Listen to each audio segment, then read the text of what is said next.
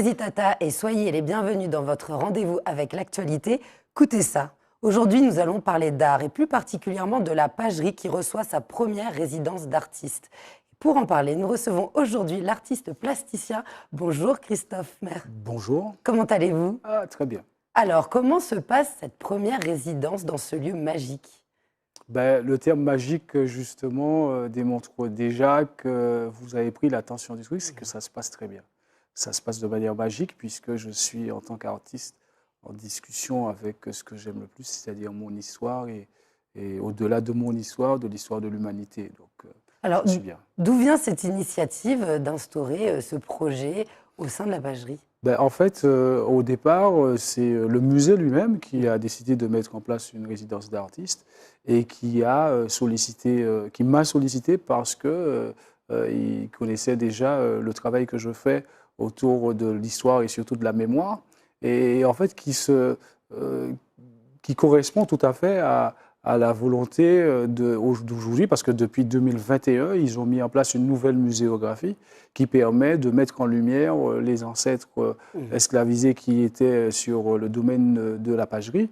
Et donc, avec un travail scientifique énorme qui a été fait, de retrouver 115 noms de ces personnes qui vivaient la souffrance, qui ont vécu cette souffrance, qui ont vécu cette tragédie de la barbarie de l'esclavage sur le site. Et donc, ces 115 noms sont présents, leurs fonctions, l'âge.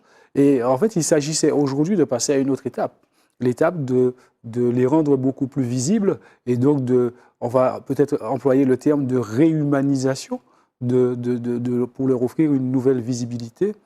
Et donc, il s'agissait de mettre en relation un artiste avec l'action scientifique. Je suis honoré d'avoir été choisi pour ce travail-là. Alors, vous êtes originaire de la Martinique, oui. Et vous y tenez beaucoup. De Rivière-Pilote. Et vous êtes très fier de votre histoire et de notre histoire commune. Oui. Vous êtes aussi rattaché à La Rochelle, il me semble, au niveau de votre travail, vous êtes entre les deux. Oui, en fait, mon travail m'a amené aussi à collaborer, premièrement, avec le Musée du Nouveau Monde de La Rochelle dans le cadre des Journées du patrimoine. Et dans ce cadre-là, aussi, j'ai été contacté par un ethnopole qui s'appelle l'Humanité Océane, et dans lequel aussi collabore Madame Dominique Rogers, qui est la conseillère scientifique du musée de la Pagerie.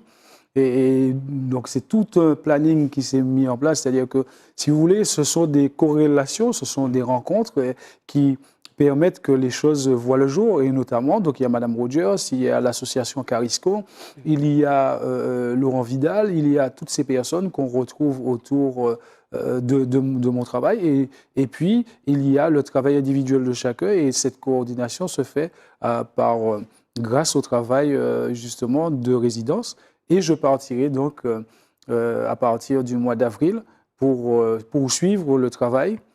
Si tant est que ça soit ça, mais en fait, on est toujours dans une logique justement de donner de la visibilité à nos ancêtres et surtout à notre histoire. Et quand je parle de notre histoire, c'est cette histoire singulière, celle de la Martinique, de la Caraïbe, de l'Amérique, mais qui est liée bien sûr à l'Europe et qui du coup nous permet d'avoir une certaine universalité, un regard global sur cette histoire commune. Alors vous parlez le terme que vous utilisez, c'est résidence. Oui. Comment peut-on définir ça pour les gens qui nous regardent? En fait, la résidence, c'est que l'artiste est invité par une collectivité ou une institution à développer un projet, son projet.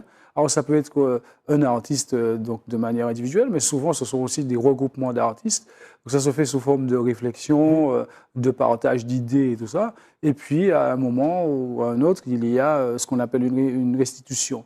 Donc, la restitution, quand on est en résidence de création artistique, donc plastique, il peut y avoir une exposition, ça peut être aussi une performance, ça peut être...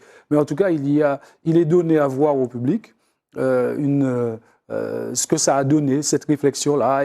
Et donc, le public peut être aussi amené à voir ce qui se passe, le cheminement qui mène donc, à ce moment-là, pendant la résidence, il y a des captations vidéo ou alors audio.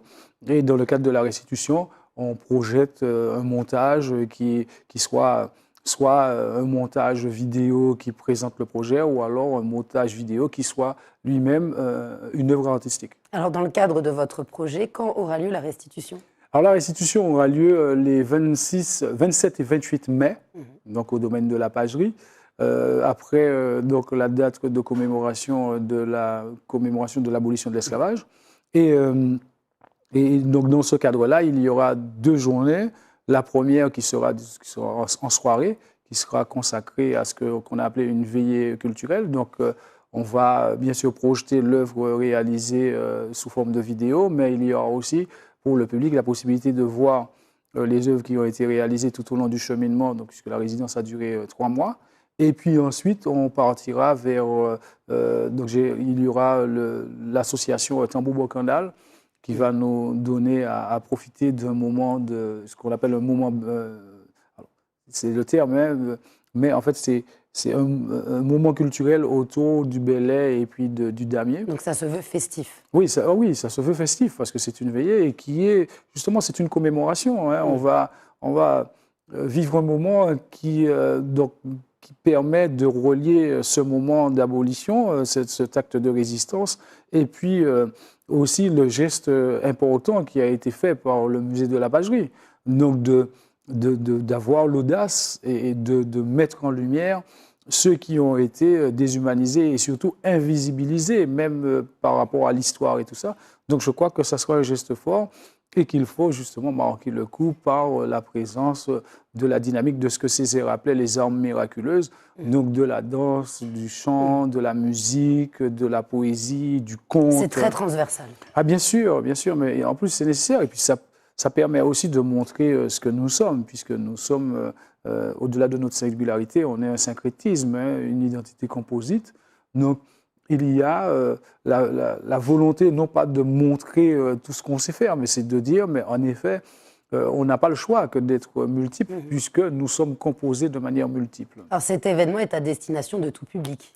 Oui, alors bien sûr, pour des raisons de... Ça, je ne maîtrise pas cette partie-là, puisque je suis celui qui crée, donc je ne maîtrise pas. Mais en fait, de toutes les façons, le public sera averti, puisqu'il y a cette partie de la restitution, mais les œuvres vont rester sur place après la restitution. Donc à partir du mois de juin, début juin, le public pourra venir au musée de la pagerie pour découvrir, bien sûr, les œuvres qui ont été réalisées dans le cadre de la résidence, mais aussi pour ceux qui n'ont pas encore vu, pour découvrir la nouvelle muséographie du musée de la pagerie. Alors, un public, vous en avez déjà eu un, oui, notamment à travers des ateliers de médiation. Est-ce que vous pouvez un peu nous expliquer ce que c'est? En fait, ce qui a été fait, c'est que le musée, donc l'organisateur, le musée de la pagerie, porteur du projet, et puis l'association, donc Cariscon, m'ont proposé de mettre en place cette médiation, de rencontrer un public, des publics, notamment des scolaires, mais pas que, puisqu'il y a aussi des personnes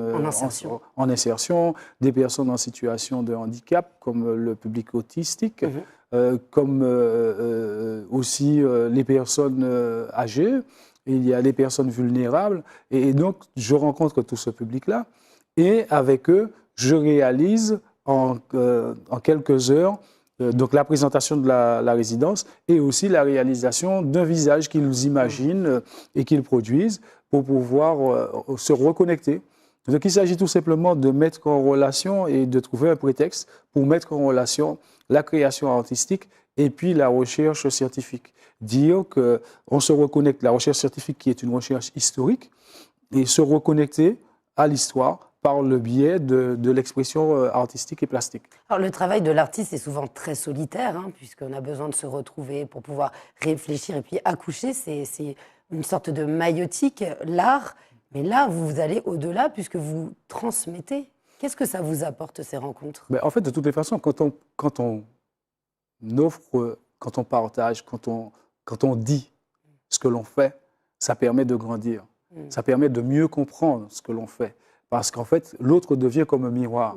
Puisque ce que je leur apprends, ce que je leur dis, ça ne provient pas d'une recherche en particulier, ça vient tout simplement d'une quête personnelle, d'une découverte, comme une forme de, comment dire, j'entre en relation avec les autres, puisqu'il y a un questionnement, et du coup, quand je vais leur dire, je vais leur apporter des éléments de réponse, ils vont aussi partager avec moi leur ressenti. Et donc, il y a un va-et-vient, un aller-retour qui se met en place entre celui qui reçoit et moi qui donne à voir ce que je propose. Et donc, il y a une relation assez agréable, très, très agréable. Un véritable enrichissement réciproque. Ah oui, réciproque. Et surtout quand, à la fin, on voit les yeux briller et aussi le fait d'être comblé et content d'avoir réalisé quelque chose, parce que souvent, on a des doutes sur nos capacités d'expression, sur nos capacités de réalisation, et puis en plus, des doutes sur notre capacité à nous réunir dans un même espace pour proposer quelque chose en commun. Et se concilier. Ouais. Et ça, c'est quelque chose, hier, on l'a fait avec plus de 30 élèves de 2 lycées différents. Du coup, on a créé des jumeaux qui ont même été nommés, José et Joseph, des jumeaux téméraires qui ont été séparés parce que, justement, ils étaient téméraires. Et donc, quelque part, moi, je leur ai dit, vous avez fait le choix de représenter 2 nègres marrons. Les nègres marrons qui sont nos héros nationaux. Alors justement, vous parliez de quêtes tout à l'heure et de questions qui sont existentielles. C'est aussi le fil rouge de tout votre art. Oui, de toute ma démarche artistique, que j'ai identifiée comme étant Maro-Caraïmone aujourd'hui. Donc, Maro-Caraïmone, la Martinique, la Caraïbe et le monde. Donc, néologisme. Et Maro-Caraïmone est un personnage, et moi ce que je dis, c'est que dans la démarche philosophique et artistique, je dis qu'il faut partir de soi de toutes les façons pour aller vers les autres. Partir de cette Martinique, mieux connaître la Martinique, connaître Coubouillon Poisson nous, connaître Fouille à peine nous, connaître tout ça nous ni, qui ça manger, que ce soit aussi au niveau de nos connaissances, au niveau de la santé, au niveau de la pharmacopée et tout ça, et pour pouvoir ensuite le partager avec le monde. Et cette concentration autour de tout ça nous amène justement à la résidence, puisqu'elle porte le nom de Humaternité. Et Humaternité, je vais l'appeler Humaternite accent aigu. Et Humaternité, en fait, ça symbolise, quand on prend la première partie, donc la première syllabe, mais tout le monde pense à ça. Et en fait, le premier terme que j'ai choisi, c'est humus. L'humus, comme la terre, en fait, cette partie, cette composition fertile qui nourrit l'arbre. Et puis, je rejoins tout de suite à la dernière partie, nité. Et quand je rejoins U à nité, ça nous donne unité. Cette unité est concentrée autour d'un terme au milieu, mater. Mater, on l'entend bien sûr la terre, mais on entend surtout la mater, la maman, la matrice. Et en fait, ce que je veux dire, c'est que si pour nous, la matrice, c'est l'humanité, il faut pouvoir s'unir, il faut pouvoir créer une unité autour de cette matrice pour pouvoir voir et envisager un monde nouveau ou alors un monde autre que celui qui se prépare pour nous et pour nos enfants, en tout cas pour toute l'humanité. Alors, on sent le grand espoir que vous portez et puis la recherche, la quête de soi pour mieux aussi regarder vers l'avenir et la volonté de transmission. Je trouve que ça résonne beaucoup avec l'actualité. Vous êtes dans le combat pour l'autonomie, l'indépendance, pour la reconnaissance de certains crimes, il faut le dire, et puis aussi pour la réconciliation. Ça résonne avec ce qu'on peut entendre dans l'actualité internationale, telle que l'Iran, je pense. Oui. Mais en même temps, moi, je suis un artiste et donc je crois que par rapport au maro-caraïmonisme, je pars sur la singularité.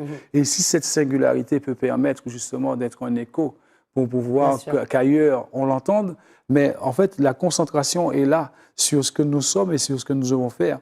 Il s'agit bien sûr de choisir ce levier-là, qui est l'art, pour pouvoir créer, oui, pourquoi pas, une méthode pour pouvoir aller vers quelque chose de meilleur. Alors, comment les publics ont reçu ça? Quelles ont été leurs impressions? En fait, pour l'instant, c'est la rencontre avec au niveau de la médiation. Donc, mais en tout cas, notamment les élèves, ils sont super contents. Et ils me demandent d'ailleurs de venir dans leur collège, dans leur lycée, dans leur école pour pouvoir en parler.